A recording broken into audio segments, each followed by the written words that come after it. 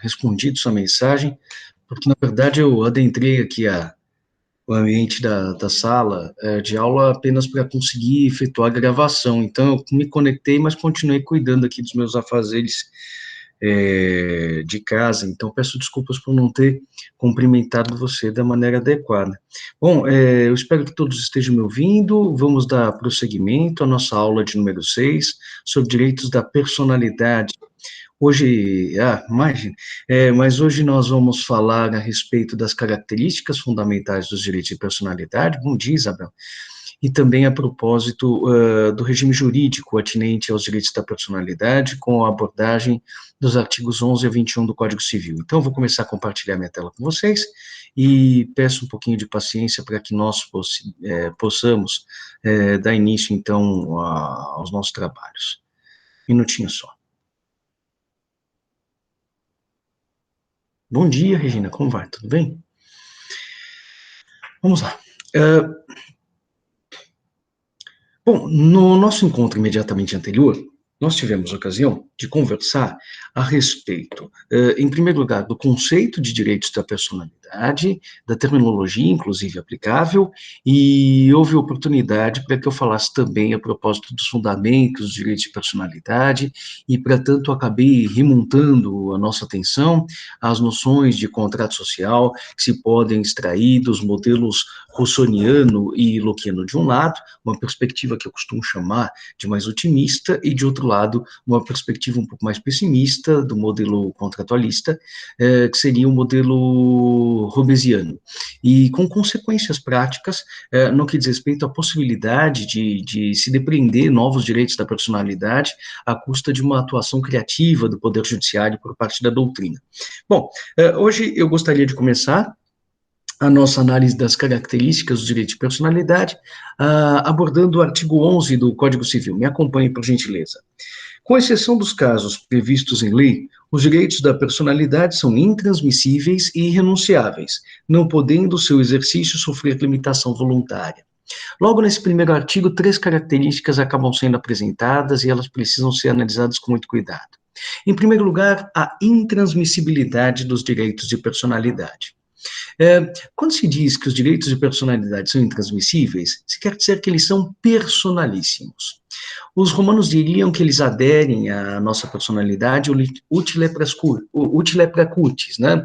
Assim como uma tatuagem, assim como a lepra aderia à pele, uma comparação completamente retrógrada dos romanos, né?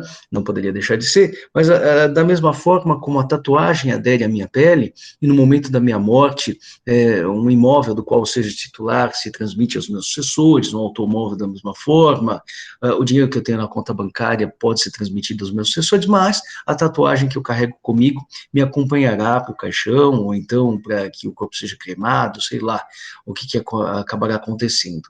Mas então, os direitos de personalidade, eles são indissociáveis da pessoa. Eles não podem ser afastados da pessoa, e nem mesmo por sua manifestação de vontade, a ponto de se incorporarem a uma personalidade distinta. Então, isso não se dá entre vivos, ou seja, por meio de contratos, por meio de negócios jurídicos de disposição, sejam eles gratuitos ou onerosos. Eu não posso abrir mão da minha honra, da minha vida privada, da minha integridade física, da minha integridade psicológica em prol de outrem, não posso doá-la, não posso vendê-la. E, ao mesmo tempo, no momento da minha morte, no momento do meu falecimento, esses direitos de personalidade não serão transmitidos aos meus sucessores. Ocorre que existem aqui aparentes 2 exceções nos parágrafos únicos dos artigos 12 e 20 do Código Civil. Mas, a meu ver, aqui nós estamos diante de aparentes exceções tão somente, não de exceções autênticas. E por quê? Bom, eu vou fazer a leitura do parágrafo único do artigo 12, a título exemplificativo, e aí nós encerramos a nossa aula no final da nossa conversa com a abordagem do artigo 20, parágrafo único. Na verdade, é o artigo 21, mas o artigo 20, parágrafo único, está lá para o finalzinho. Em se tratando de morto, terá legitimação para requerer a medida prevista nesse artigo o cônjuge sobrevivente ou qualquer parente em linha reta ou colateral até o 4º grau. Então, no que diz respeito aos direitos da personalidade do falecido, do defunto, vamos imaginar, o Estevão faleceu e alguém ataca a sua memória, ataca a sua honorabilidade, ataca a sua reputação.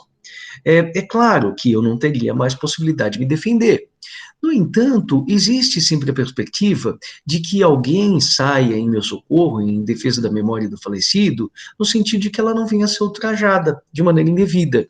E, nesse caso, poderão, diz o parágrafo único, né, do artigo 12, poderão meu cônjuge, quaisquer ascendentes sem limitação, então meus pais, meus avós, meus bisavós, os meus descendentes sem qualquer limitação também, então meus filhos, meus netos, meus bisnetos, e inclusive há a possibilidade de que alguns colaterais, até o quarto grau, então irmãos colaterais de segundo grau, tios e sobrinhos que são colaterais de terceiro grau, e os próprios primos colaterais em quarto grau, podem sair em socorro da memória, por exemplo, daquele que faleceu.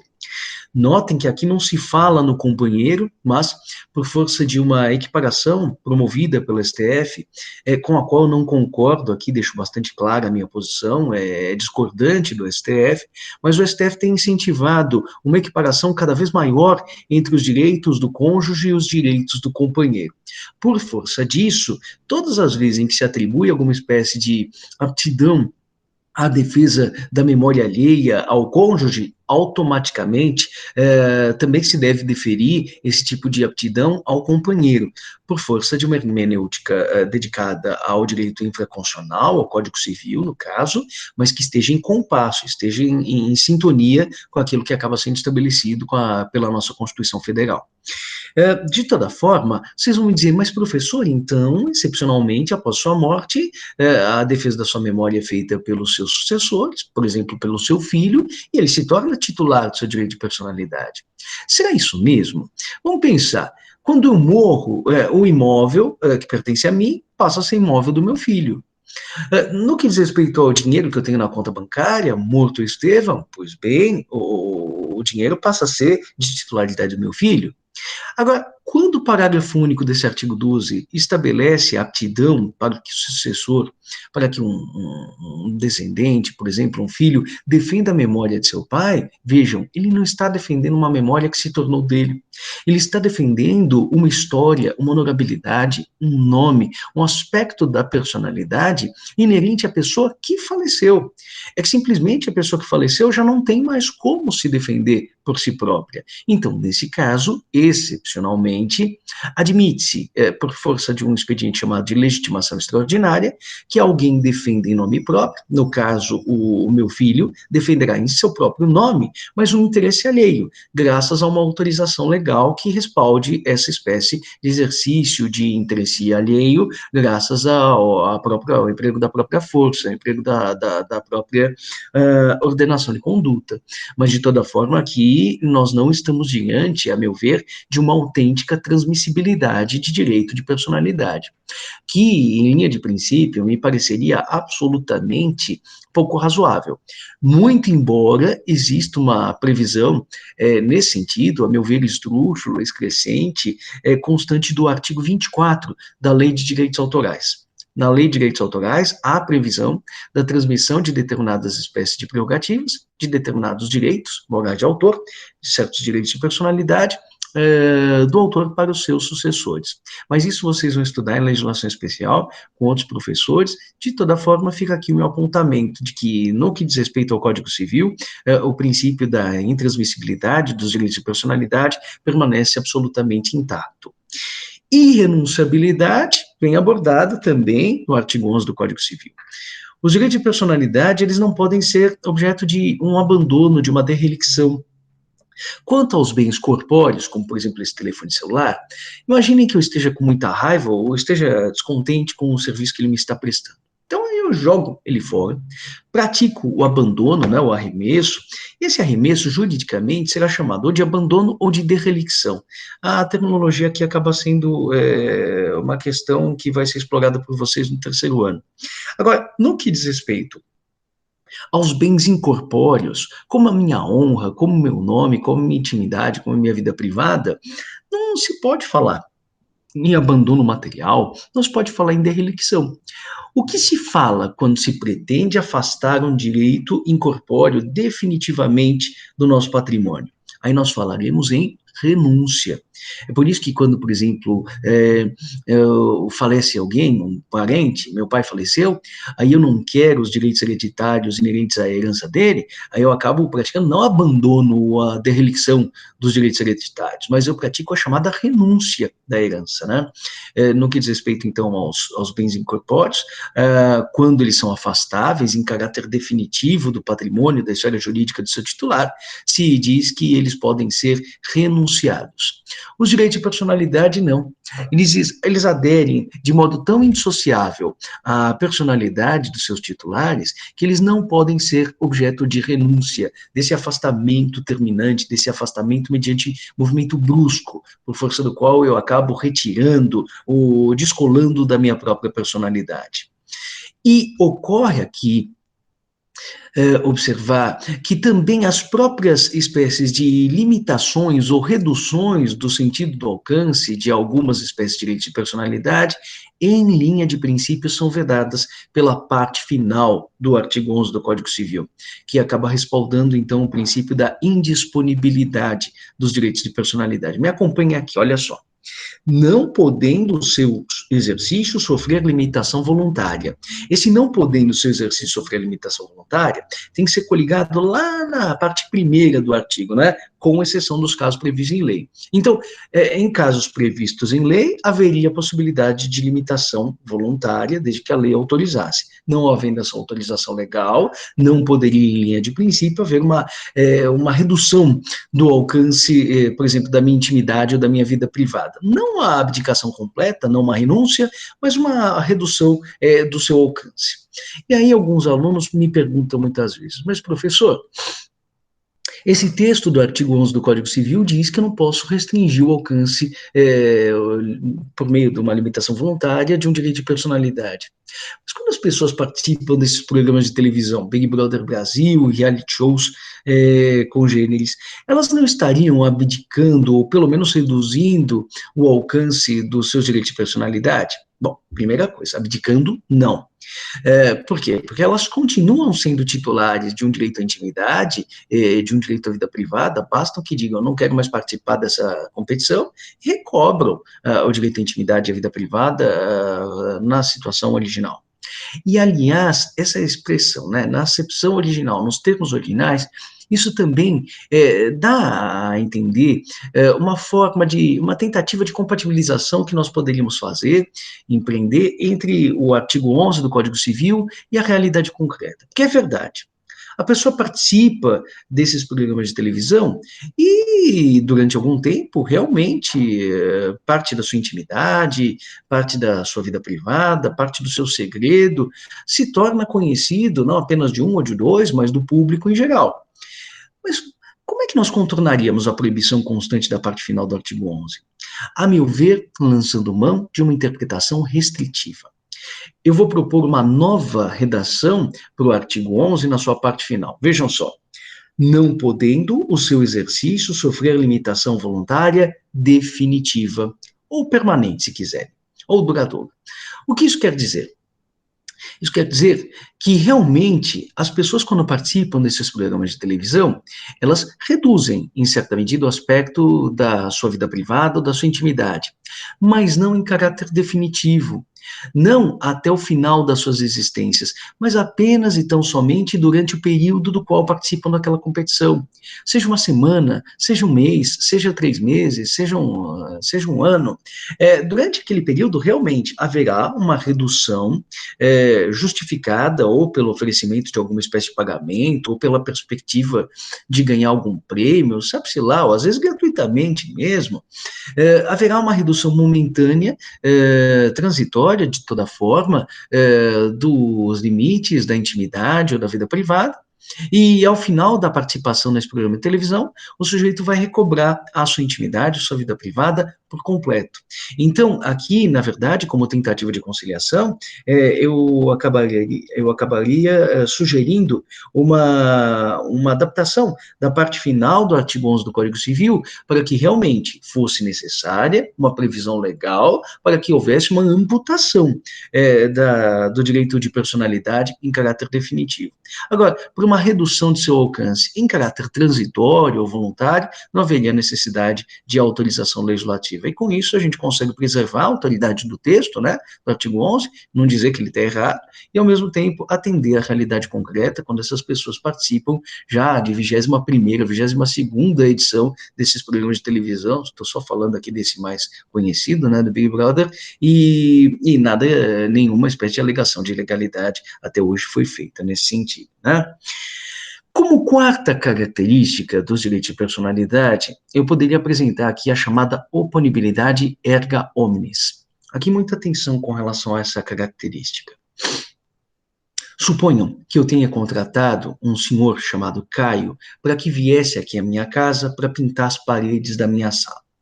E o senhor Caio, que já tinha recebido o pagamento antecipadamente, não compareceu.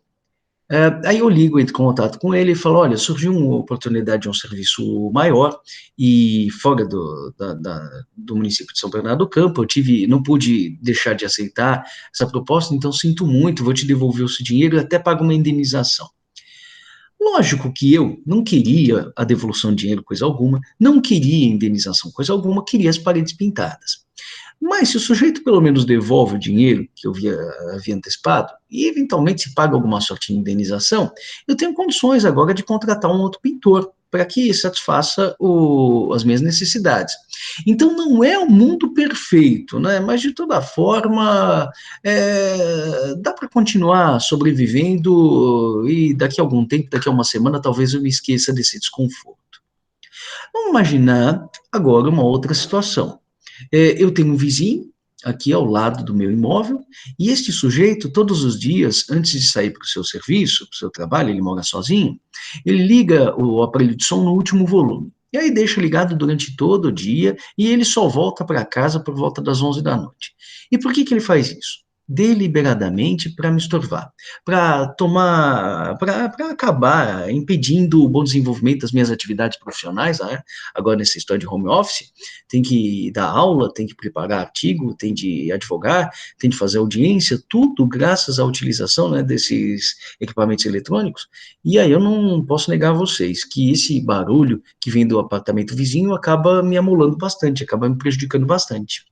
Bom, aí eu tomo alguma providência contra esse sujeito e vamos supor que ele fale, bom, tá bom, já que você não sabia, que você não gostava, que eu deixasse, eu queria colocar até com som ambiente para você se animar. Eu falo, tá bom, mas não me agradava em nada. Ele falou, então a partir de agora eu vou desligar o aparelho de som, não quero mais incomodá-lo e até me proponho a te indenizar para que você não se sinta prejudicado. Lógico que dali para frente as coisas vão andar bem. E nesse período em que ele deixou o aparelho de som ligado, o que eu perdi, eu já perdi, não tem jeito. Se ele se propõe a pagar uma indenização, também, o que já passou, passou, não tenho mais como voltar atrás no tempo. Realmente, houve ocasiões em que eu atendi os meus clientes e não foi o melhor dos atendimentos, em função daquela barulheira. Em função da barulheira também não consegui dar as aulas da melhor maneira possível. Então, mas havendo pagamento de indenização, talvez daqui a um mês eu já tenha me esquecido desse desconforto também. Só que em matéria de direitos de personalidade, as coisas não funcionam necessariamente assim. Nós veremos daqui por diante. Por quê? Porque em matéria de direito de personalidade, uma vez empreendida uma violação a um aspecto da personalidade do Estevam, da sua vida privada, divulgada uma foto comprometedora do Estevam, um dado de informação que seja íntimo meu, divulgada essa informação, nós não teremos a possibilidade de restabelecer o estado imediatamente anterior. De modo que existem algumas espécies de proximidades entre os direitos de personalidade, o direito de propriedade que eu tenho e que estabelece certos limites com relação ao direito de propriedade do meu vizinho, e o direito de crédito que eu tenho contra o senhor Caio, que é o pintor de paredes que acabou me frustrando. Em todos os casos, eu estou diante de direitos subjetivos. Mas existem certas diferenças entre essas três modalidades de direitos subjetivos. De toda forma, embora existam algumas diferenças, algumas similitudes também existem. Notem, no que diz respeito ao contrato estabelecido entre mim e o pintor de paredes, o vínculo estabeleceu-se apenas e tão somente entre um credor de um lado e um devedor de outro. Se o senhor Caio não aparece para pintar as paredes, de quem é que eu posso cobrar a responsabilidade? De quem é que eu posso cobrar a indenização? Apenas tão somente dele. O vínculo está estabelecido entre mim e ele, eu não posso cobrar da sua esposa, não posso cobrar dos seus filhos, não posso cobrar de vocês, meus alunos, não posso cobrar de mais ninguém. É um vínculo com efeitos interpartes, diria o professor Elcio, diria o professor Helmut. Já no que diz respeito à relação jurídica mantida entre mim e o meu vizinho, vocês vão falar, ah, professor, mas é um liame que se estabelece entre você e o seu vizinho Caio. Sim, mas se, no caso, o sujeito que ligar o aparelho de som for o meu outro vizinho, também confina aqui o apartamento com outra unidade, da mesma forma eu vou me sentir prejudicado. É, na verdade, tudo isso justifica porque alguém está molando, impedindo o pleno exercício do meu direito de propriedade sobre o meu apartamento.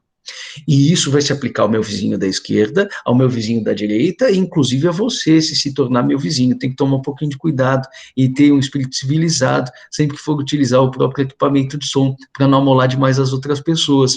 É preciso se agradar, mas ao mesmo tempo respeitar o direito dos outros de desenvolverem as suas atividades, principalmente nesse contexto da tal da pandemia.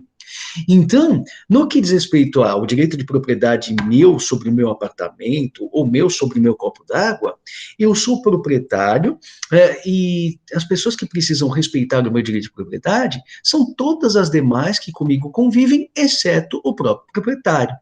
Por isso se diz que o direito de propriedade, que o direito das coisas, é um direito com eficácia erga omnes, contra todos, poderíamos dizer assim.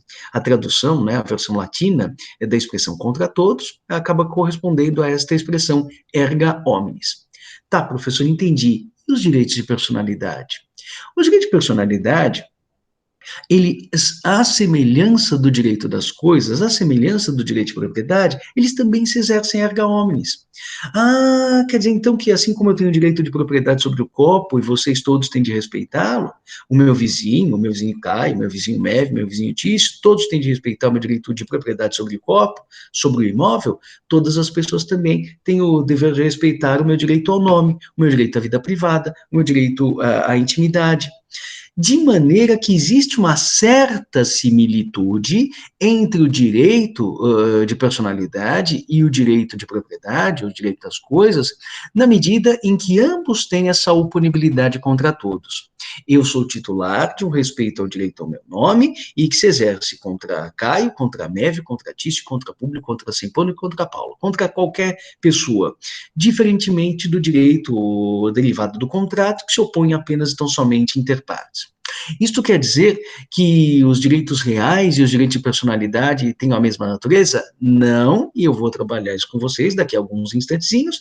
Pensem no fato de que a indenização paga pelo meu vizinho para mim, se o aparelho de som ficou ligado, é suficiente, e no caso de direito de personalidade não me parece ser. Eu já vou voltar a trabalhar a propósito desse assunto daqui a alguns instantes, no entanto, preciso da paciência de vocês por alguns momentos. Quinta característica é limitação. E essa limitação está profundamente vinculada à noção de contrato social que nós acabamos adotando no final da nossa conversa da aula passada.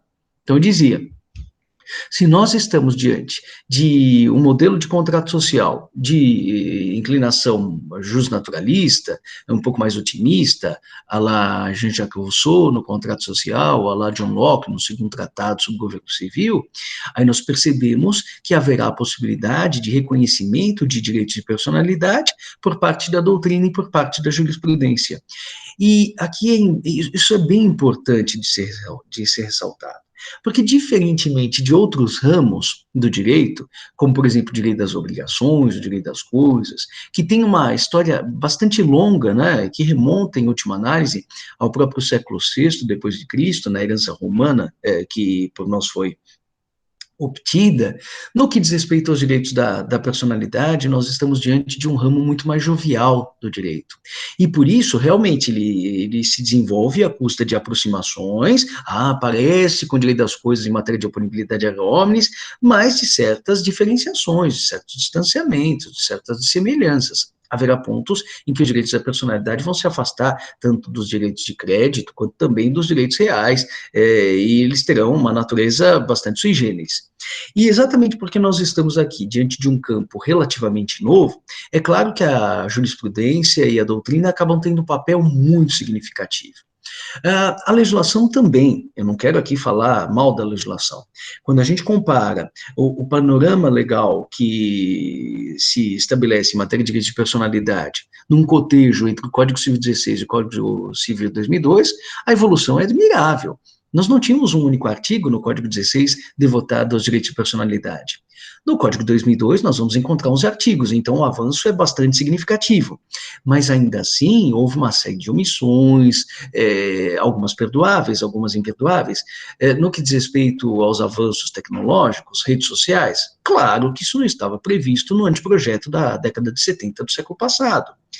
Mas a previsão de tutela à integridade psicológica, por exemplo, poderia constar do regime jurídico dos direitos de personalidade derivado do Código Civil 2002. Porque, como disse, era um projeto da década de 70 do século passado, mas o zelo pela integridade psicológica não é alguma coisa tão nova assim, ou tão recente assim. Então, por maiores que tenham sido os esforços do nosso legislador, em virtude do caráter talvez recente da matéria, realmente haverá uma sistematização imperfeita, à semelhança do que se verifica no âmbito da própria responsabilidade civil. E sobre isso vocês vão falar com o professor Rodrigo Gago lá no 5º ano do curso de graduação. De maneira que, volto à carga, doutrina e jurisprudência sempre contribuem, em todas as áreas, mas nessas áreas mais tradicionais, que contam com um respaldo maior da nossa tradição jurídica, né, romano, germano, canônica, a contribuição da doutrina e da jurisprudência que haverá será em proporção menor. No âmbito dos direitos de personalidade, realmente nós teremos uma possibilidade de reconhecimento de novos direitos bastante significativa à custa do trabalho da doutrina, da jurisprudência, e inclusive do próprio legislador por meio da legislação extravagante. De modo que aqui, nesses artigos 11 e 21 do Código Civil, nós vamos encontrar apenas tão somente uma pauta inicial sobre a qual serão acrescentados outros direitos de personalidade. Como sexta característica, eu gostaria de falar da imprescritibilidade. Os direitos de personalidade são imprescritíveis na medida em que, ainda que haja alguma inércia por parte do seu titular no primeiro momento, diante de uma violação perpetrada contra o seu direito, ele pode recobrar ou restabelecer os limites, os confins do seu direito à personalidade a todo tempo, enquanto ele existir. E, aliás, inclusive após ter ele falecido, haverá a possibilidade de que providências sejam demandadas por parte dessas pessoas indicadas pelo parágrafo único do artigo 12 do Código Civil. Mas aqui, vamos imaginar uma situação concreta. Eu entrei na Faculdade de Direito de São Bernardo do Campo no ano 2010. E vamos supor que alguém tenha me chamado de Estênio naquela oportunidade. Mas eu disse, não, mas eu não sou Estênio, eu sou Estevam. E tudo bem, a pessoa continuava me chamando de Estênio, um dia eu comecei a perceber que ela fazia isso por implicância, mas eu falava, quer saber, não vamos levar isso adiante, deixa a pessoa me chamar como ela me entender, que não vai haver problema. E passados muitos anos, chega uma hora em que a gente perde a paciência, né? Aí o sujeito, Estênio, eu não sou Estênio, eu sou Estevam. Aí ele diz, eu sei, mas eu te chamo de Estênio há 10 anos e você nunca tomou providência alguma, então ocorreu a prescrição. Será que é verdade isso que essa pessoa acabou me dizendo, sim ou não? Não. Na verdade, se eu me senti em algum momento atingido por um ataque pontual ao meu nome, à minha honra, à minha vida privada, à minha intimidade, realmente, daquele ataque pontual, se eu quero uma indenização, receber alguma espécie de compensação financeira, aí eu tenho um prazo de 3 anos contados da data da violação ao meu interesse para buscar a efetiva reparação. Mas isso é uma questão de indenização, e a indenização realmente pode ser atingida pela prescrição. Agora, se eu não quero receber remuneração alguma, só quero que respeitem o meu nome, só quero que respeitem a minha intimidade, minha vida privada, a minha honorabilidade. Bom, então, com relação a isso, eu posso ficar absolutamente tranquilo. Enquanto personalidade do Estevão houver, haverá atributos da sua personalidade voltados à preservação da sua integridade, seja integridade física, seja integridade intelectual, seja a sua integridade moral.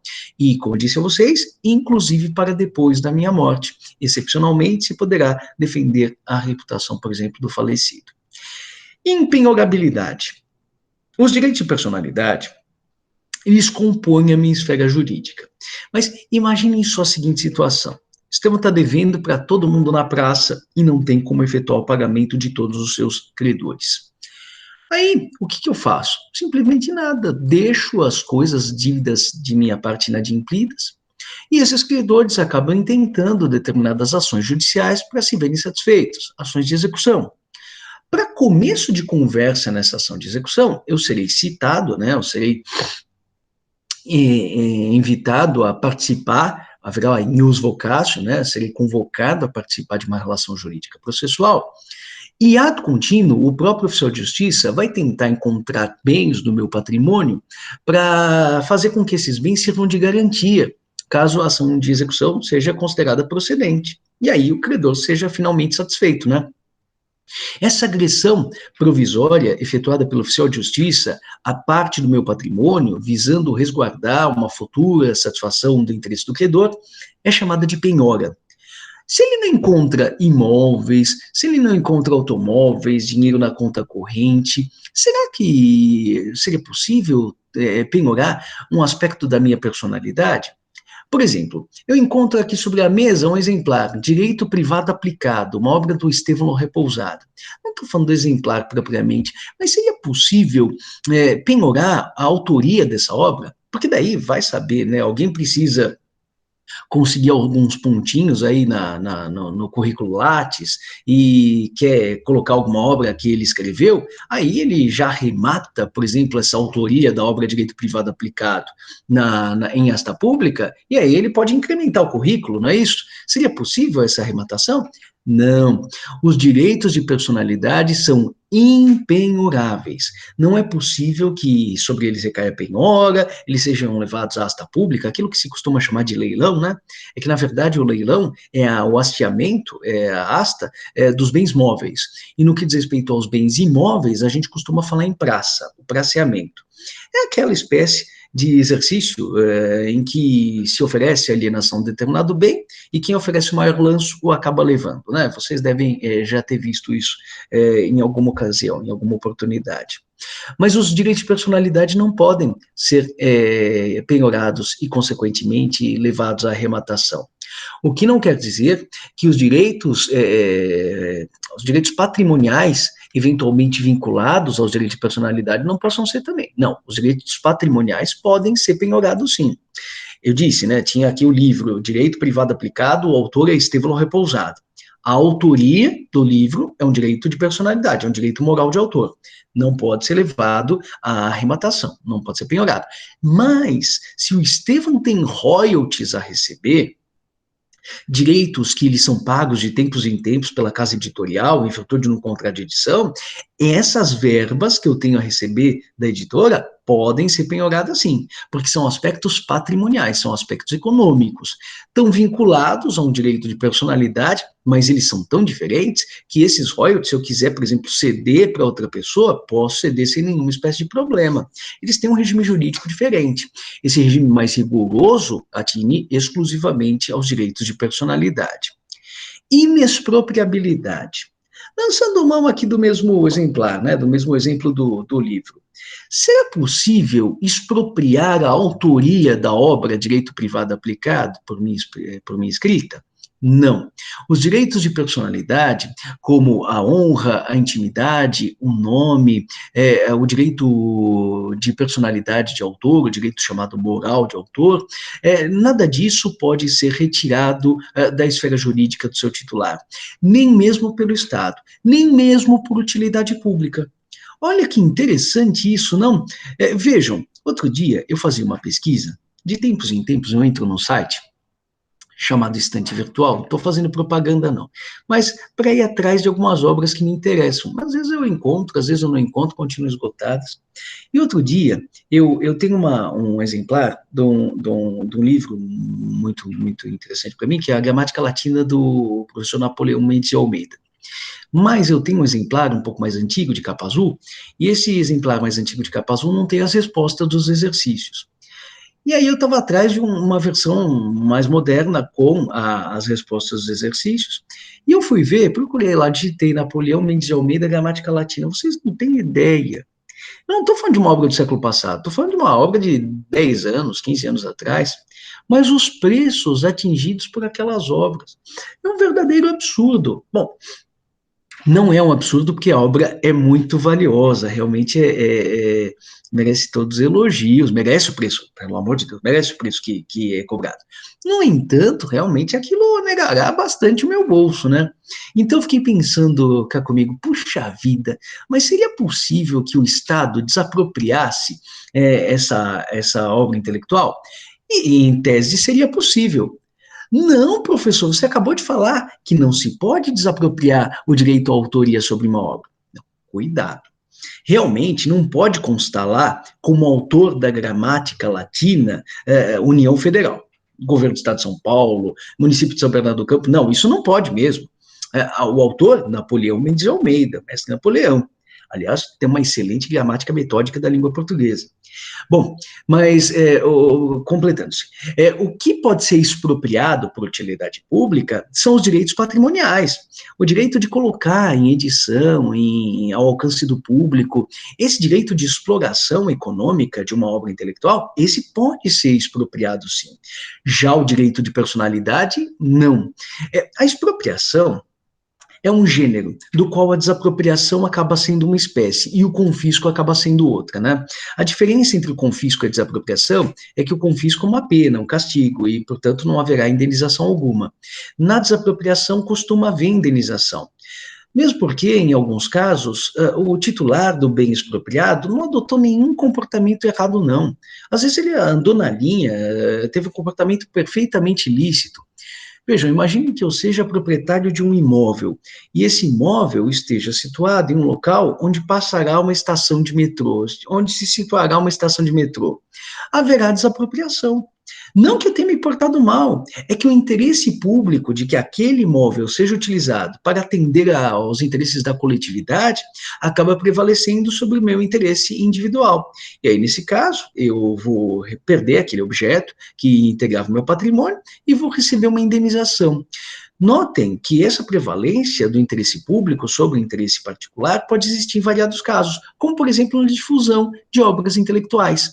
Mas o nome, autor da gramática latina, será sempre Napoleão Mendes de Almeida, jamais União Federal, governo do Estado de São Paulo, prefeitura do município de São Bernardo do Campo ou qualquer espécie de poder expropriante.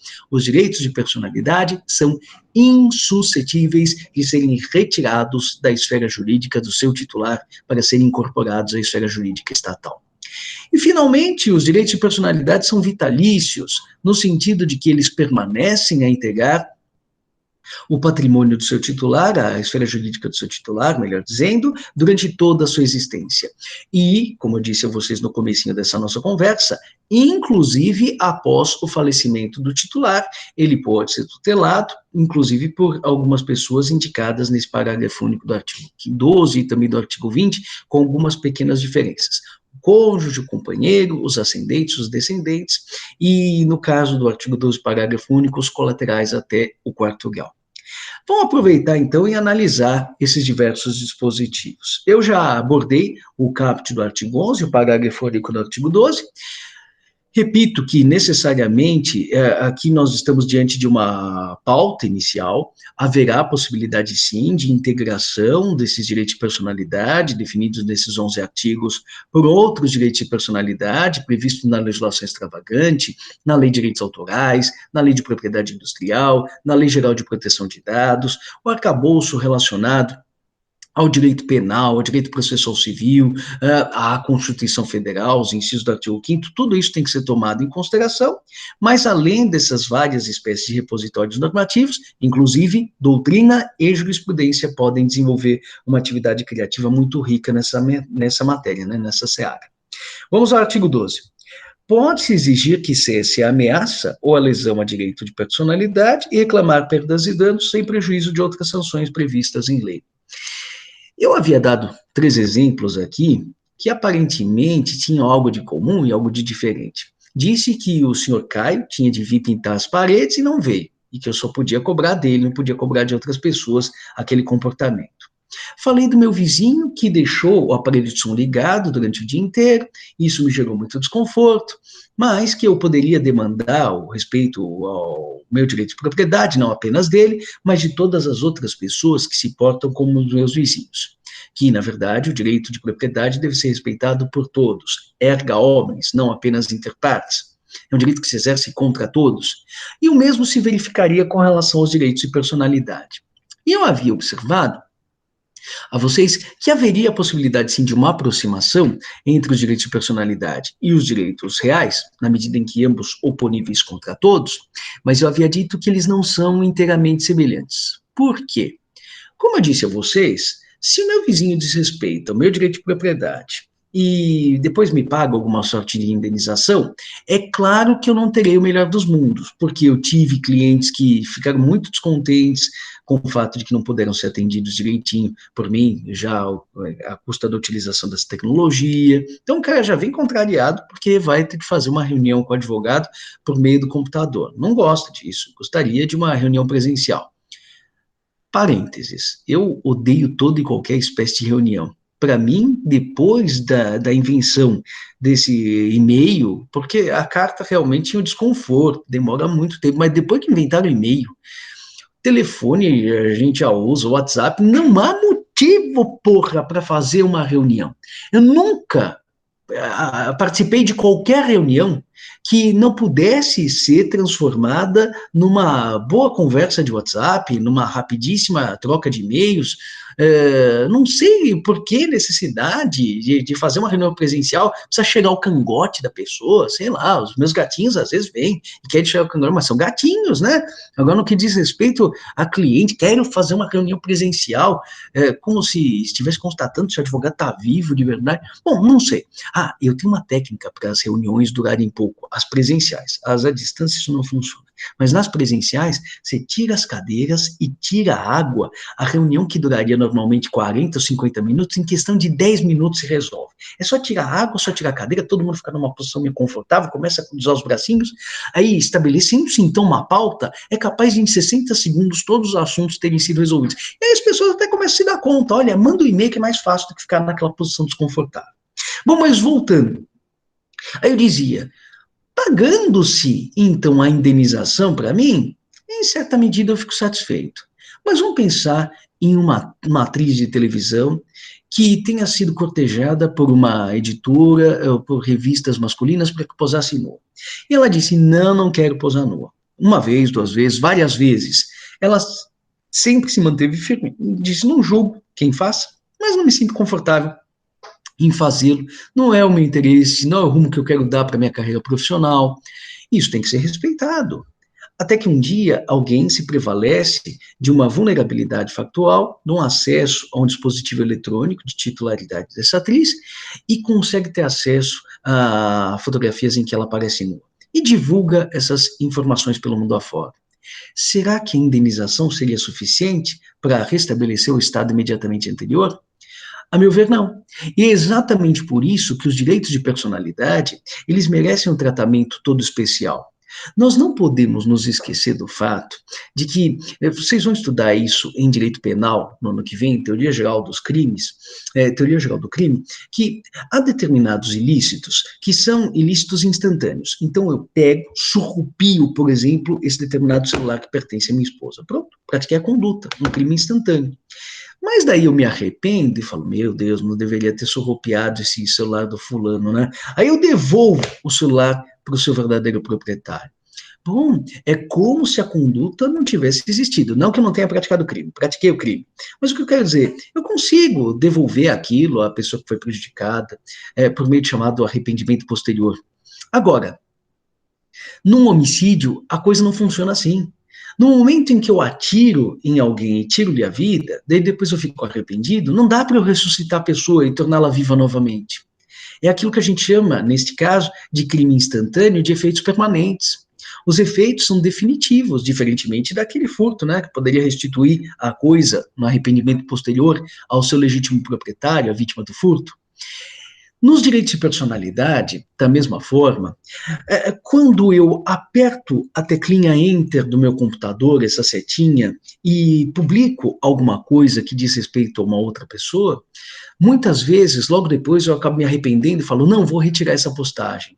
Mas é bem possível que esta postagem já tenha sido incorporada ao HD de alguém, já esteja na nuvem, sabe-se lá onde. Ou seja, eu abro uma caixa de Pandora e depois eu não consigo mais controlar o seu desenrolar. É uma verdadeira espécie de exercício hercúleo tentar apagar os efeitos de uma publicação que acaba se tornando conhecida de grande parte dos usuários da internet. É um esforço absolutamente inglório, de modo que o caminho acaba sendo, em último caso, o da própria indenização. Ah, professor, mas as pessoas se contentam com a indenização. Algumas se contentam e outras não. Em primeiro lugar, nós temos de verificar se o agente violador terá patrimônio suficiente para pagar uma indenização. Mas não é só isso. Se alguém dissesse para mim, Estevão, eu acho que você é um corrupto, talvez eu quisesse uma indenização. Nem sei se quereria, não. Mas, de toda forma, certamente eu quereria espaço para poder exercitar o meu direito de resposta e dizer, escuta, você disse que eu sou corrupto por isso, então eu vou te demonstrar por isso, por aquilo, porque eu não sou corrupto. Eu gostaria do direito de resposta e da oportunidade de restabelecer o Estado imediatamente anterior à reputação que me era atribuída antes daquela espécie de acusação.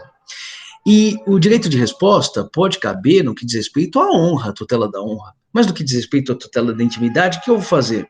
Utilizar aquela espécie de mecanismo lá que eu vi outro dia num filme, né, Os Animais Fantásticos, você levanta lá um negocinho e piscam a luz e todo mundo se esquece daquilo que viu.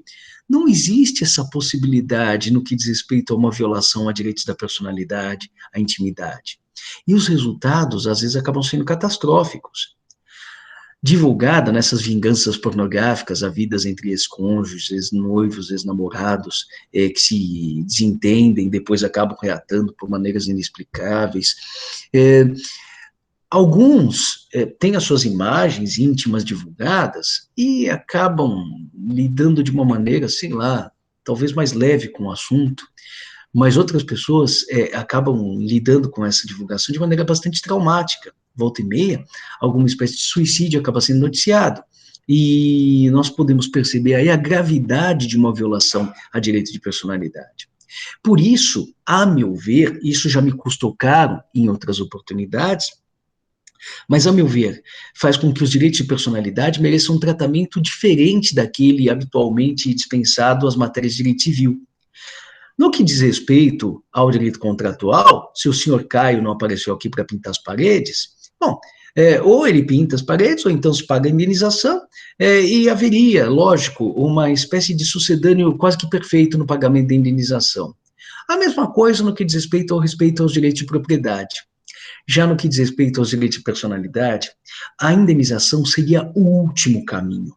Em primeiro lugar, eu deveria coibir a violação a direitos de personalidade, deveria tentar impedir a violação a direitos de personalidade. Não apenas porque essa seja a natureza dos direitos de personalidade, mas também porque o dispositivo legal, artigo 12, assim o determina. Pode-se exigir que cesse a ameaça ou a lesão a direitos de personalidade. Eu não preciso esperar que a ameaça se torne uma efetiva lesão. E isso não está previsto apenas e tão somente no artigo 12 do Código Civil. Isso está previsto no artigo 5º, inciso 35º da Constituição Federal, onde se diz: a lei não excluirá da apreciação do Poder Judiciário lesão ou ameaça a direito. Eu não preciso esperar que a ameaça se concretize em lesão. É nesse princípio princípio da inafastabilidade, do controle jurisdicional, que está previsto o direito de acesso à justiça, e um direito de acesso a uma justiça efetiva, que não apenas é específica, dá exatamente aquilo que a pessoa quer, não indenização, mas o respeito à sua intimidade, o respeito à sua vida privada, mas inclusive uma tutela que, além de específica, seja tempestiva, célere, rápida. Aí sim, quando nós temos uma tutela que é específica, exatamente o que o autor quer, desde que ele tenha razão, e oferecida a bom tempo, em tempo regular, tempestiva, célere, aí nós teremos um adimplemento por parte do Estado, um cumprimento, atendimento do seu dever de prestação de tutela jurisdicional efetiva. Por isso, me desagrada profundamente um caminho que tem sido adotado pelo STF em várias oportunidades, no sentido de que, em primeiro lugar, se deve permitir a divulgação de quaisquer sorte de informações, e se algum sujeito se sente prejudicado, que busque a indenização. A indenização nem sempre será um mecanismo suficiente para o restabelecimento da situação imediatamente anterior. E por isso me desagrada profundamente a exegese que acaba sendo dada aos direitos da personalidade pelo nosso Tribunal, Supremo Tribunal Federal, pelo nosso Pretório Excelso. Me desagrada profundamente. Eu teria a oportunidade de falar um pouquinho a respeito disso, a propósito das biografias não autorizadas, no finalzinho da nossa conversa de hoje, tá? Bom, além dessa previsão do artigo 12, nos artigos 13, 14 e 15, nós vamos encontrar a previsão do direito à integridade física. Artigo 13, direito à integridade física do corpo vivo. Artigo 14, direito à integridade física do corpo depois da morte, cadáver. E artigo 15, tratamento médico de risco, intervenção médica ou cirúrgica que enseje risco de vida. Artigo 13. Salvo por exigência médica, é defeso o ato de disposição do próprio corpo quando importar diminuição permanente da integridade física ou contrariar os bons costumes. Diminuição permanente no sentido de deformidade, já vou trabalhar isso com vocês. Diz o parágrafo único. O ato previsto nesse artigo será admitido para fins de transplante na forma estabelecida em lei especial, a lei de transplantes. Vamos abordar também o artigo relacionado à integridade física do corpo morto, do cadáver, e depois eu abordo as duas regras na sequência, de uma vez só, mesmo porque, a meu ver, o parágrafo único do artigo 14 se aplica também ao artigo 13. É válida, com objetivo científico altruístico, ou seja, sem pagamento, a disposição gratuita do próprio corpo, no todo ou em parte, para depois da morte. E diz o parágrafo único, volto. Parece, a meu ver, que esse parágrafo único se aplica a ambas as disposições, artigo 14 e artigo 13 também. O ato de disposição pode ser livremente revogado a qualquer tempo. Vamos pensar nas doações de órgãos.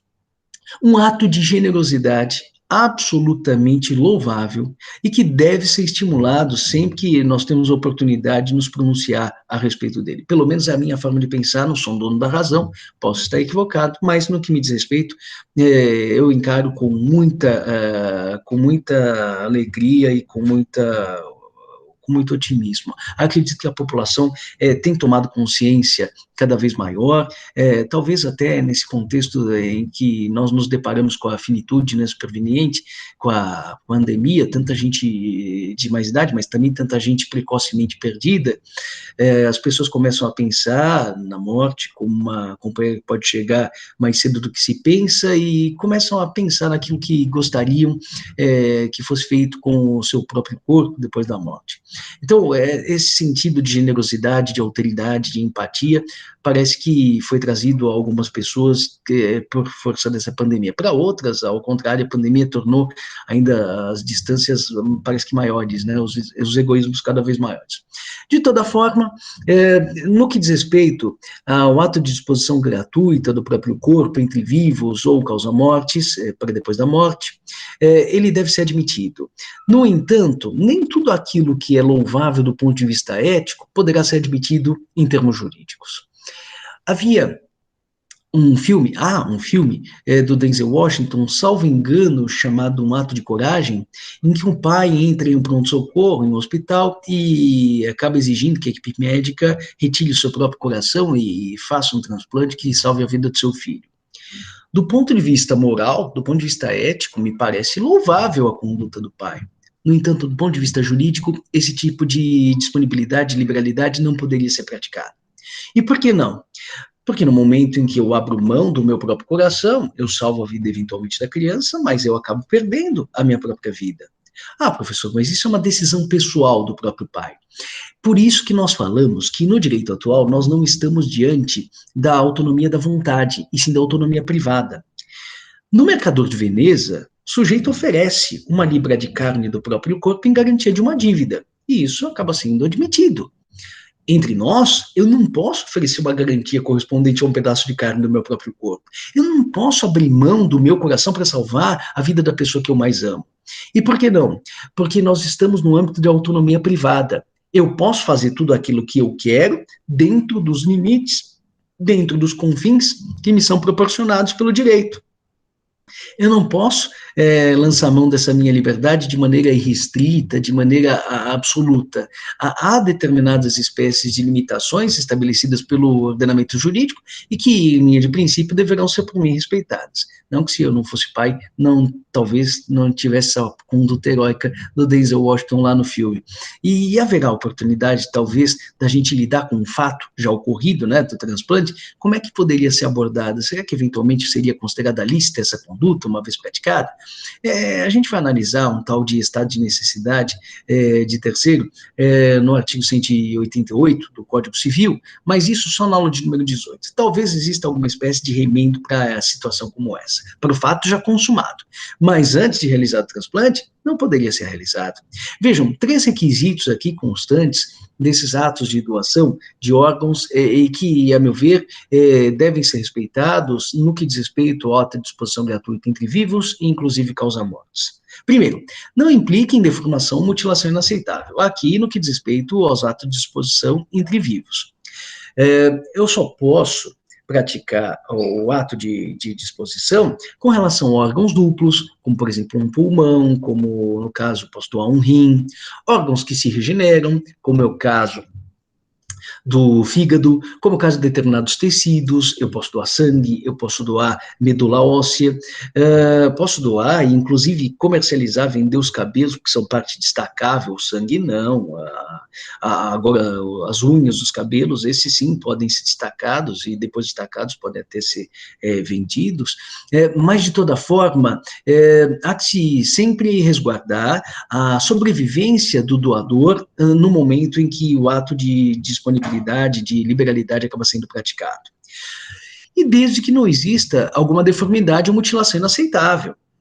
Imaginemos que eu e minha esposa tenhamos feito uma espécie de viagem e durante a viagem houve um acidente e ela tenha perdido os 2 globos oculares.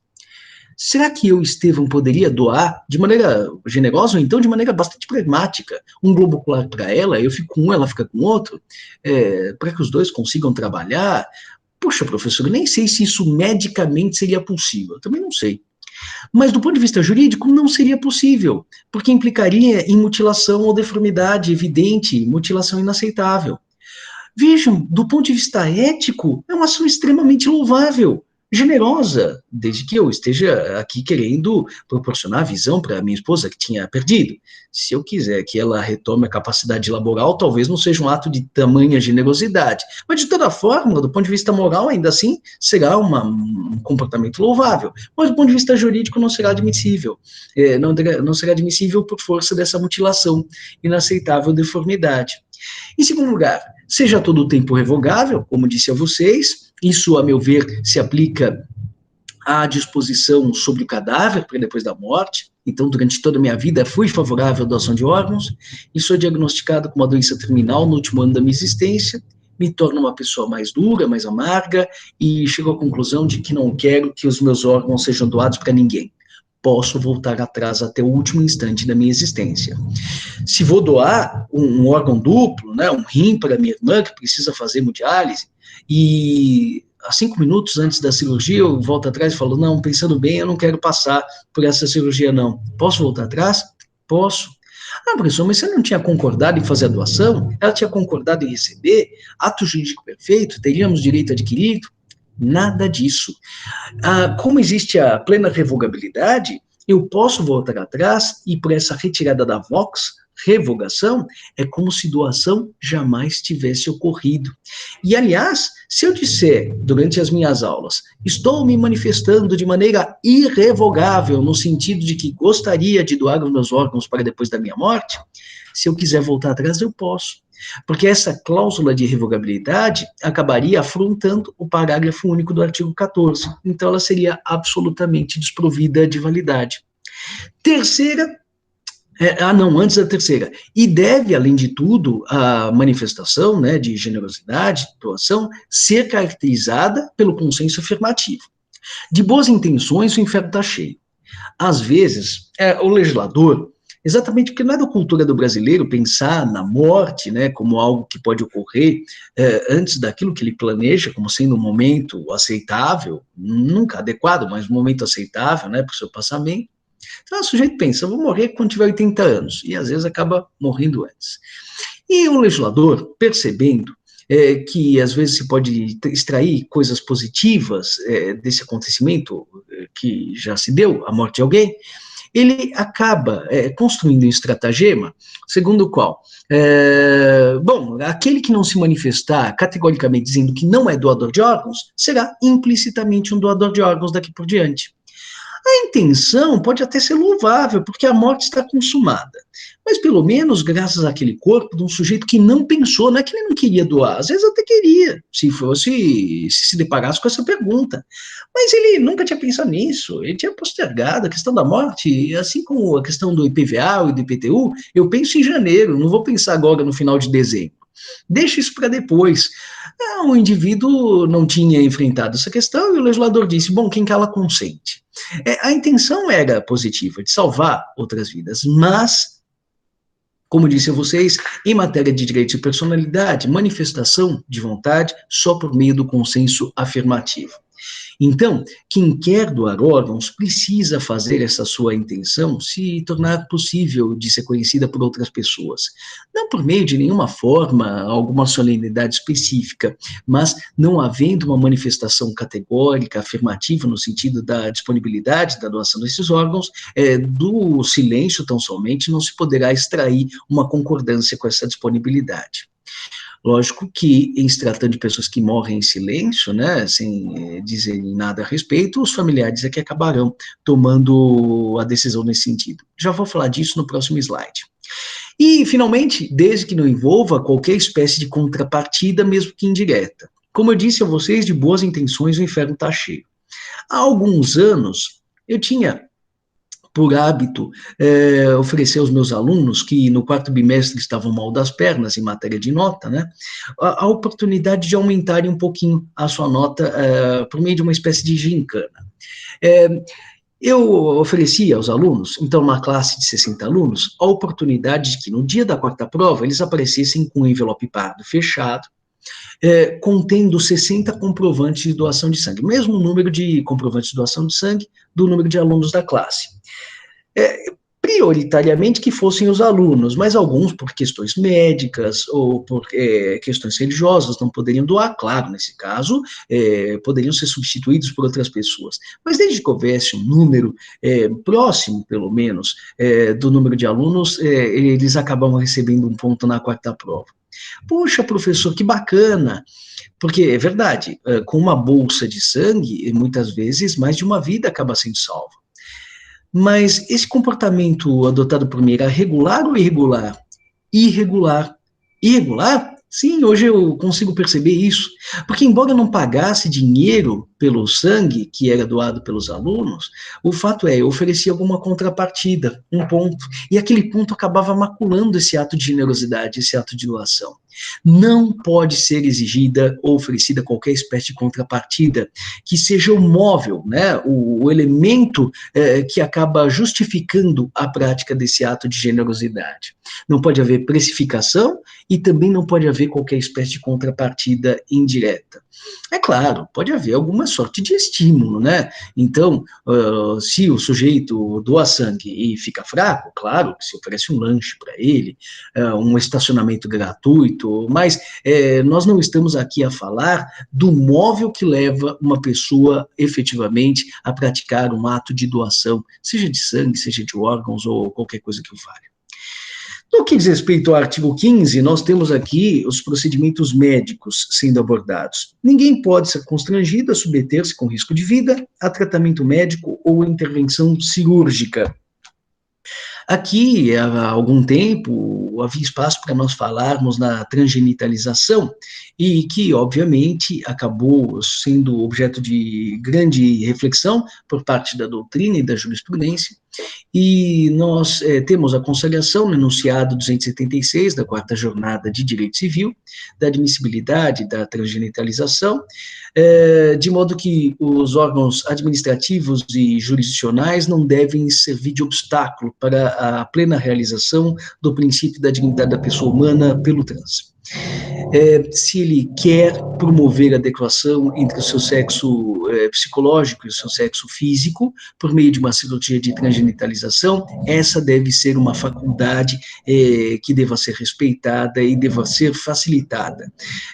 Aqui, ao contrário, não se deve obrigar o sujeito a realizar a transgenitalização. Ah, você é trans mesmo? Está alegando que seu sexo físico é diferente do seu sexo psíquico? Que é um regime diferente em matéria previdenciária? Pois bem, então vai se submeter à cirurgia de transgenitalização. Não, não se pode fazer isso. É uma faculdade do trans realizar esta espécie de cirurgia de transgenitalização. E, como eu disse, não pode ser demandada a obrigatoriedade da cirurgia, nem mesmo de maneira direta ou indireta. Obrigar diretamente, estabelecendo-se que para que o sujeito seja considerado trans, terá de ser submetido a essa cirurgia, ou indiretamente, quer obter a mudança do seu prenome? Muito que bem, mas como condício sine qua non para a alteração do prenome, terá de se submeter previamente à transgenitalização. Não, também não poderá ser compreendido, a meu ver, se trataria de um expediente abusivo. É uma faculdade do trans se submeter ou não à transgenitalização. Mas, caso queira, o Estado não deve servir, nem as autoridades administrativas ou jurisdicionais devem servir como obstáculo para a plena realização do princípio da dignidade da pessoa humana e a vedação do emprego de qualquer espécie de tortura. Se não se pode empregar tortura contra alguém que delinquiu, e não se pode mesmo, quanto mais com relação a alguém que vive refém de um corpo que não corresponde à sua identidade psicológica. Bom, ainda na esteira do artigo 15, tratamento médico de risco. No que diz respeito às pessoas que estão em estado de consciência quando precisam ser submetidos a um tratamento médico de risco, a sua manifestação de vontade sempre deve ser respeitada. Há algumas pessoas que, inclusive de maneira cautelosa e precavida, acabam elaborando um chamado testamento vital, e acabam dizendo se gostariam ou não gostariam de ser submetidos a determinados procedimentos, caso sejam acometidos de determinadas moléstias, se querem ser mantidos vivos artificialmente por meio daquilo que se chama de estado vegetativo, se podem ser praticadas técnicas de ressuscitação ou não, e essas disposições devem ser respeitadas em linha de princípio. Haverá, todavia, uma situação limite peculiar e que, a meu ver, merecerá alguma sorte de reflexão. No que diz respeito a determinadas pessoas que professam, por exemplo, uma convicção religiosa que não admite, por exemplo, a realização de determinadas espécies de procedimentos, intervenções cirúrgicas, transfusões sanguíneas. E essas pessoas dizem que não querem se submeter a esse tipo de procedimento, mas se elas estão inconscientes num pronto-socorro, num pronto-atendimento, e o médico, sabendo que elas haviam se manifestado remotamente, no sentido de que não gostariam de ser submetidas a esse tipo de procedimento, será que o médico pode realizar uma transfusão sanguínea contrária às instruções que o indivíduo carrega consigo em sua carteira? Eu tenho aqui a inclinação de observar, sempre que possível, o posicionamento do querido amigo professor Roberto Bahia, nosso professor mais antigo de direito constitucional aqui da casa. O professor Roberto Bahia diz que o direito à liberdade de convicção religiosa deve ser sempre observado, mesmo que, eventualmente, com sacrifício do direito à vida. Porque, segundo o professor Bahia, não há nenhuma espécie de hierarquia entre os direitos tutelados pelo artigo 5º caput da Constituição Federal. Todavia, embora eu respeite a posição do professor Bahia, vejam, Se o sujeito adentra ao pronto-socorro, está em uma situação gravíssima e ainda assim diz não quero receber a transfusão de sangue, precisa ser respeitado sim. Se o sujeito é submetido a um tratamento grave durante o último ano da sua existência, acometido de uma doença terminal, percebe a morte de perto, não como alguém que existe distante do alcance dos seus olhos, da sua visada, e ainda assim diz não quero ser submetido a tais tratamentos ou uma transfusão, a sua vontade deve ser respeitada sim, concordo com o professor Bahia nesse particular, mesmo que à custa do direito à vida. Mas nem tudo aquilo que eu sustento em teoria, nem tudo aquilo que eu sustento em hipótese, efetivamente corresponde à minha escolha efetuada na prática. Eu explico. Um aluno me perguntou outro dia, e foi uma pergunta sincera, levada de boa fé, não foi uma pergunta cafajeste, mas ele me perguntou assim, professor, mas com o conhecimento jurídico que você tem, se um dia você chega em sua casa e sua esposa está sendo estuprada por alguém, o que você faria com o estuprador, ao alcance das suas mãos? Eu diria, não, eu pegaria aquele sujeito, imobilizaria, amarraria, chamaria a polícia, entregaria eles às autoridades e daria tratamento à minha esposa. Ele falou, mas será que você faria isso mesmo? Eu falei, claro que sim. E terminei a aula, mas depois fiquei pensando comigo. Por uma coisa é, em teoria, responder isso, né? Outra coisa na prática. Se eu me deparasse com esse tipo de situação, eu não sei qual seria a minha reação. Talvez com 1,69 m arremessasse o sujeito do oitavo andar. Tem aquele pai da menina Isabela Nardoni, tinha um buraco para passar a criança na rede, né? Talvez passasse a cabeça do pai, da mãe. 5 minutos com o doutor Jairinho, não sei o que eu faria dentro da sala, por mais que tenha conhecimento jurídico. Então, o que eu digo, às vezes as pessoas, em teoria, dizem assim, não, eu vou morrer daqui aos 80 anos, mas não quero, se estiver em risco de vida, Mas, e aí saem para ir à farmácia, quando de repente o automóvel acaba sofrendo uma batida, e em determinadas circunstâncias, talvez diante da morte iminente, a escolha da pessoa acabasse sendo outra. Então, não sei. Nesse caso, acho que seria possível, não digo que seria a decisão correta, estou dizendo que seria uma das decisões possíveis, inclusive de contrariar as instruções dadas fora do ambiente concreto, do conflito com a morte em concretude. Instruções dadas abstratamente, não, se um dia acontecer, elas devem ser respeitadas em linha de princípio, mas as instruções concretas, essas sim me parecem imperativas. Quanto às instruções abstratas, com relação àquilo que pode acontecer no futuro longínquo, talvez haja a possibilidade também de que o médico, a instituição hospitalar, judicialize a questão na tentativa de priorizar o direito à vida. Por quê? Porque eu respeito a posição do professor Bahia, mas entendo que há sim uma espécie de hierarquia quanto aos bens jurídicos tutelados pela parte final do artigo 5º caput da Constituição. Então, lá está dito. Todos são iguais perante a lei, sem distinção de qualquer natureza, garantindo-se aos brasileiros e estrangeiros residentes no Brasil, no país, a inviolabilidade do direito à vida, à liberdade, igualdade, à segurança e à propriedade nos termos seguintes. A meu ver, só se tutela a propriedade quando vida, liberdade, igualdade e segurança não estão em risco. Só se tutela a segurança quando vida, liberdade e igualdade não estão em risco. Só se tutela a igualdade quando vida e liberdade não são postas em risco. E, finalmente, só se tutela a liberdade, inclusive a liberdade de convicção religiosa, quando a vida, o valor mais importante de todos, a meu ver, não está em risco. De modo que as duas posições, respeitar a vontade ou ainda assim fazer prevalecer a vida, me parecem posições sustentáveis. Não digo aqui qual é a correta, porque acho que seria inapropriado considerar uma correta e a outra errada. Acho que as duas posições são defensáveis. Ainda bem que eu não sou magistrado para ter de tomar decisões em casos como esse. Bom, a propósito do nome, nós vamos encontrar uma tutela robusta nos artigos 16 a 19 do Código Civil. Diz o artigo 16, toda pessoa tem direito ao nome, nele compreendidos o prenome e sobrenome. Isto está errado em certa medida, porque além do nome de batismo, o prenome, do patronímico, o nome de família, o sobrenome, nós teremos também outros elementos constitutivos do nome que já estudamos na aula de número 5, né? O agnome, para servir de diferenciação às pessoas da mesma família com nomes similares, o axiônimo, as formas de tratamento, os títulos, o hipocorístico, a alcunha, epíteto, cognome, todos esses aspectos do nome, às vezes positivos e às vezes negativos, devem se considerar como juridicamente relevantes e merecedores da tutela dispensada pelo artigo 16. O artigo 17. O nome da pessoa não pode ser empregado por outrem em publicações ou representações que a exponham ao desprezo público, ainda quando não haja intenção difamatória.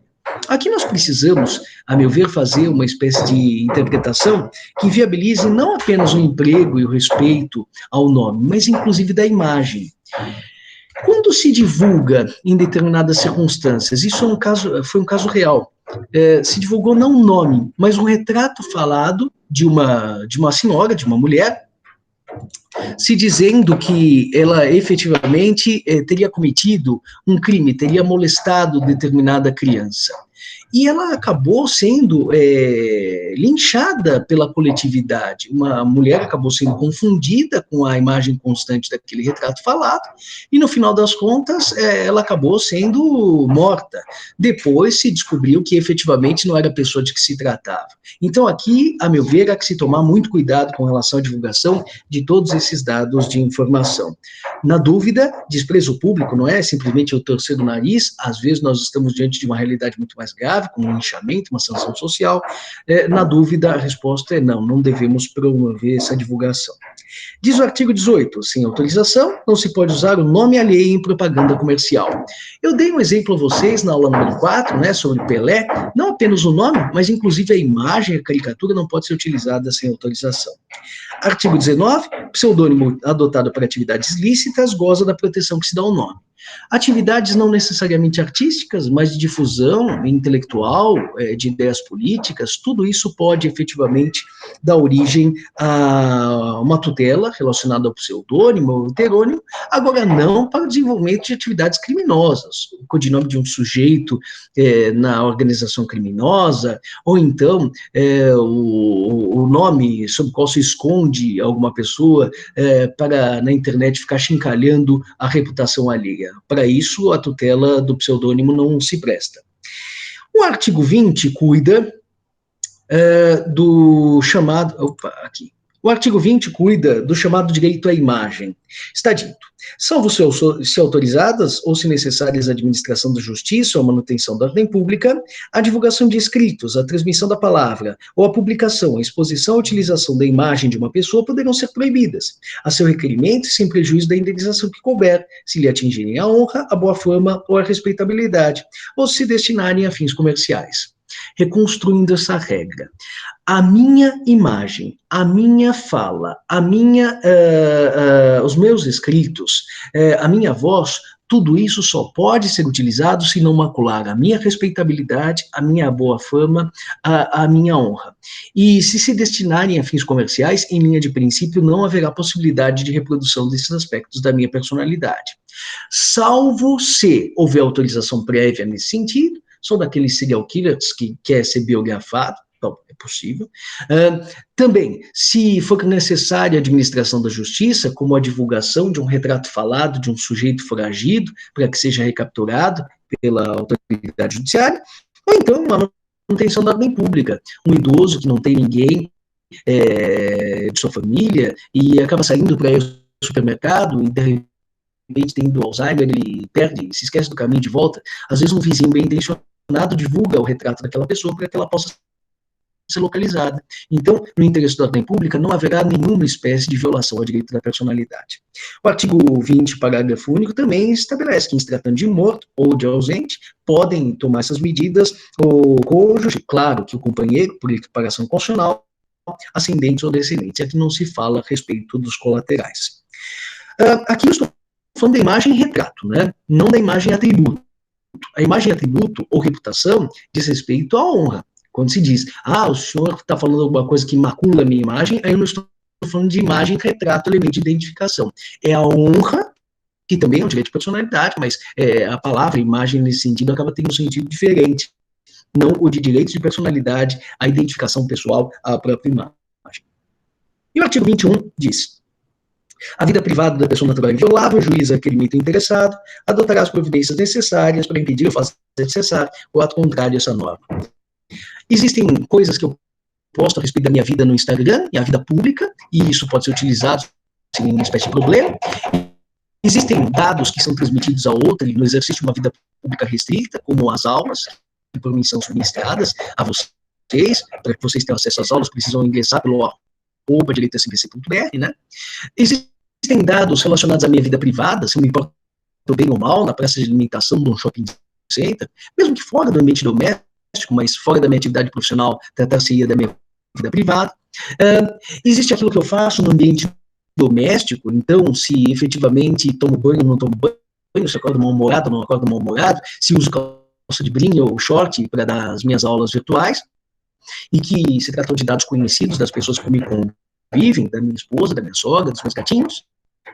E, finalmente, existe uma esfera daquilo que diz respeito exclusivamente a mim, que eu torno indevassável pela pessoa com quem eu resolvi conviver por toda a minha existência, que é a minha esposa. As informações, por exemplo, do celular. Na verdade, isso é mentira, ela conhece tudo, tem as senhas e tudo mais. Mas essa esfera mais recôndita, o chamado segredo, pode se tornar indevassável pela própria pessoa com a qual eu decidi partilhar uma vida. E todos esses aspectos são aspectos do recato, ou da riservatezza, como diriam os italianos. A vida pública externa, a vida pública restrita, com os meus alunos da Faculdade de São Bernardo, a vida privada, daquilo que eu faço fora do ambiente profissional, a intimidade daquilo que eu faço no ambiente doméstico, o segredo, aquilo que se torna insuscetível de ser conhecido por qualquer outra pessoa. Todos esses aspectos precisam ser tutelados.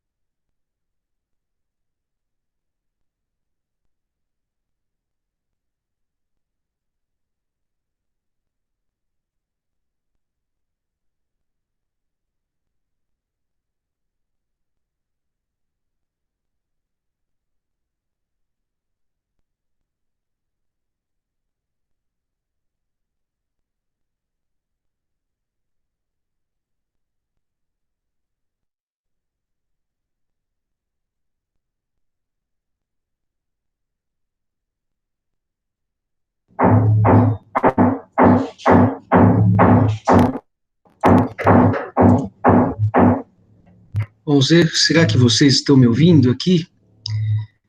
Acho que a minha imagem caiu. Sim, professor. Sim, professor.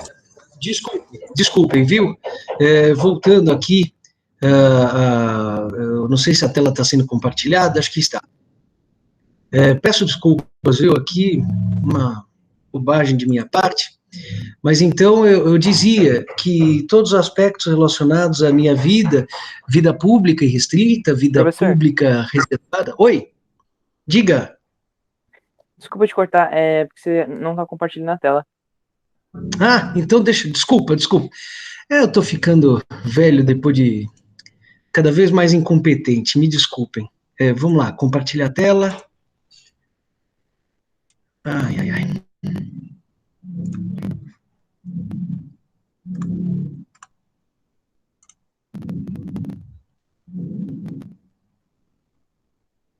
Eu peço desculpas a vocês pelo inconveniente, viu? Vamos lá. Agora, vocês conseguem ver agora a imagem? Sim, professor. Sim. Então tá bom. E aí conseguimos, concluindo, né, eu dizia, nós temos a vida pública externa, conhecida de todos, aquilo que sai no Instagram, a vida pública restrita, aquilo que ocorre no ambiente das nossas aulas, a vida privada, que diz respeito àquilo que eu faço fora do ambiente profissional, a intimidade, que é aquilo que eu acabo fazendo no ambiente doméstico, e o direito ao segredo, que diz respeito àquilo que se torna insuscetível de ser conhecido das pessoas que me são mais próximas. A meu ver, para que se tenha acesso a tudo que não seja vida pública e restrita, ou seja, para que se tenha acesso às aulas, para que se tenha acesso à minha vida privada, que eu faço fora do ambiente profissional, a intimidade que ocorre no ambiente doméstico e o segredo, seria necessária a autorização do titular. No entanto, essa leitura que eu faço do artigo 21 do Código Civil não é compartilhada pelo STF, ao contrário, o STF tem um posicionamento diametralmente oposto a esse, e acaba reconhecendo que os direitos de acesso à informação e de liberdade de expressão devem prevalecer de maneira irrestrita, e haveria a possibilidade de elaboração, por exemplo, de biografias não autorizadas que envolvessem mais do que a vida pública externa do sujeito, mas inclusive a vida pública restrita, a intimidade, a vida privada e o próprio segredo. E se alguém se sentir prejudicado, que efetivamente intente a ação de indenização e obtenha as perdas e danos correspondentes. Eu não concordo com essa posição, fiquei muito chateado, inclusive, com o fato de que se tratou de uma posição majoritária, não unânime do STF, quando teve a oportunidade de se pronunciar sobre as biografias não autorizadas, mas aqui faço questão de destacar que se trata do meu posicionamento contrário, meu posicionamento é minoritário e devo eu estar errado, mas ainda assim tenho as minhas razões aqui e oportunamente falarei com vocês a esse propósito, caso se interessem por esse assunto, mas realmente não me parece razoável a exegese levar defeito pelo STF, tá? Com relação à nossa aula de Isso Era Hoje, que eu gostaria de falar, peço desculpas a vocês aqui por esse inconveniente, eu acabei me apressando em começar a aula, em gravar a aula, fiz aqui, cuidava dos afazeres domésticos, fui limpar os cocôs dos gatinhos, acabei esquecendo de plugar o computador da tomada. São coisas que só acontecem na vida de um incompetente como eu. Bom, agradeço a vocês por toda a atenção, desejo a todos um bom final de semana e nos vemos na próxima semana para falar a respeito de ausência, artigos 22 a 39 do Código Civil. Um forte abraço, pessoal, até logo. Tchau, Tchau, professor. Obrigada. Obrigado pela aula. Tchau, tchau.